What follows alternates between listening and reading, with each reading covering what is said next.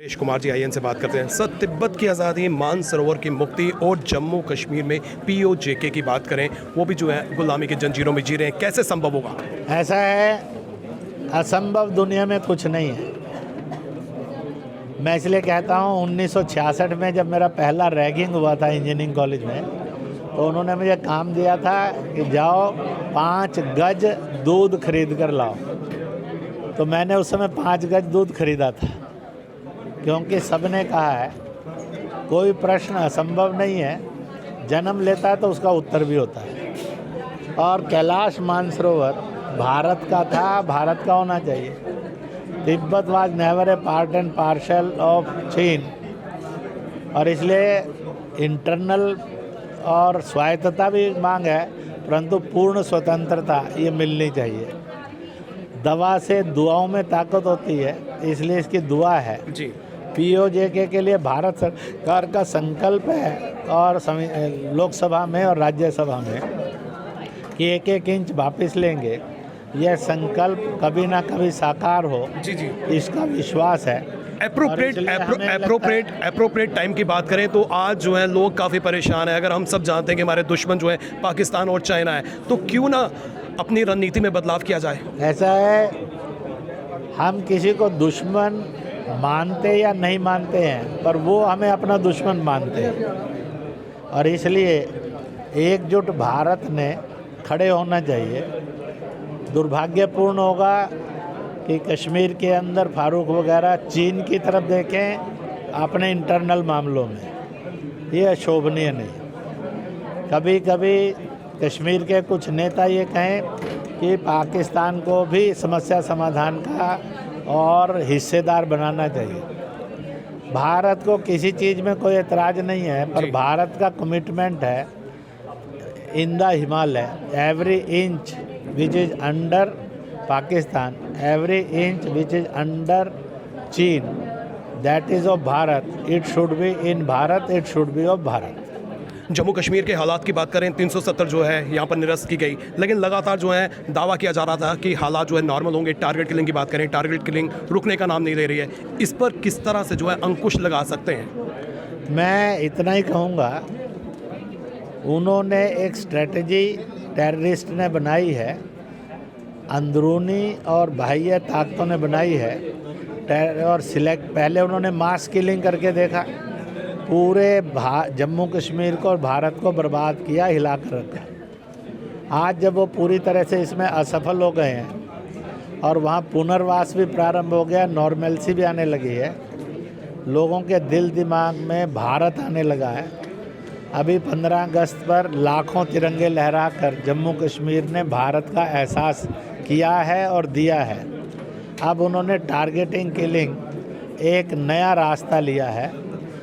वो पहले रास्ते में विफल हुए, टू अटैक भारत, इसलिए युद्ध हुए, पाकिस्तान पराजित हुआ। फिर उन्होंने टेररिज्म का रास्ता लिया, टेररिज्म में मास किलिंग का रास्ता लिया, उसमें पूरी तरह से असफल हो गए। अब उन्होंने सिलेक्टिव टारगेटिंग किलिंग इन वैली लिया है। द डे विल कम जब उसमें भी वो पूरी तरह से फेल होंगे, और कश्मीर के अंदर जिनका अधिकार है नागरिकता के नाते, वो आकर बसेंगे और बसेंगे। गवर्नमेंट प्रयास कर रही है, लेकिन रियलिटी ये है कि जो 1989 के हालात थे, वैसे ही मजबूर हो रहे हैं कश्मीरी पंडित यहाँ पर पलायन करने को। हाल ही में जो है शोपियाँ से 13 से 15 फैमिलीज जो हैं यहाँ पर आई हैं, वो मांग कर रहे हैं कि उन्हें माइग्रेशन का रजिस्ट्रेशन दी जाए। तो किस तरह से हम मान लें कि हालात नॉर्मल की तरफ लौट रहे हैं? ऐसा है, पहली बात यह है कि वहाँ पर फाइनल टेस्ट तो यह है, जब peace is there, brotherhoodness is there.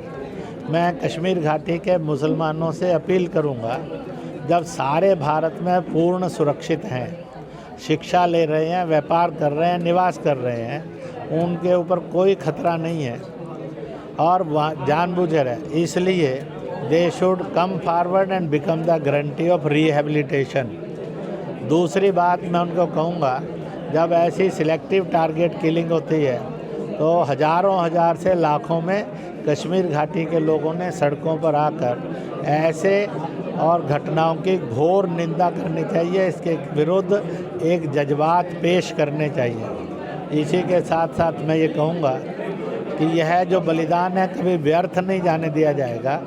हमने उस बलिदान को व्यर्थ नहीं जाने दिया। 370-35 से हटाकर हमने अलगाववादी, पाकिस्तानी, चीनी मानसिकता की ताकतों को मुंह तोड़ जवाब दिया और दुनिया के अंदर भी भारत विरोधी, मानवता विरोधी ताकतों को मुंह तोड़ जवाब दिया। इसलिए और यह बलिदान भी व्यर्थ नहीं जाएगा और एक दिन आएगा इन बलिदानों पर से हम कश्मीर के अंदर वैसा समय देखेंगे जब peace is there, brotherhoodness is there और डेवलपमेंट इज़ देयर, यह दिखाई देगी। क्या जम्मू कश्मीर को स्टेटहुड का दर्जा दोबारा मिलेगा?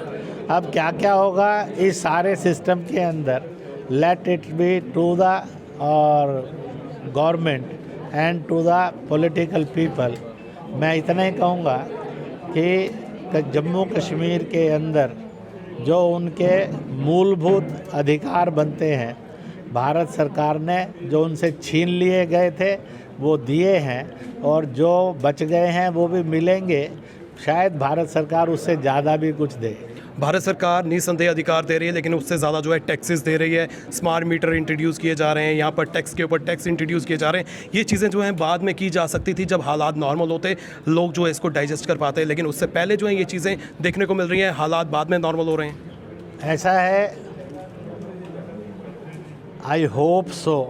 पॉलिटिकली, सोशली और इकोनॉमिकली जो योग्य कदम है उठाए जा रहे हैं, यहाँ पर अगर किसी कदम से असहमति है तो जनता को पूरा अधिकार दिया हुआ है कि वह पीसफुल मैनर में अपनी बात को केंद्र सरकार और प्रदेश के प्रशासन के पास रखे, so the problems can be sort out.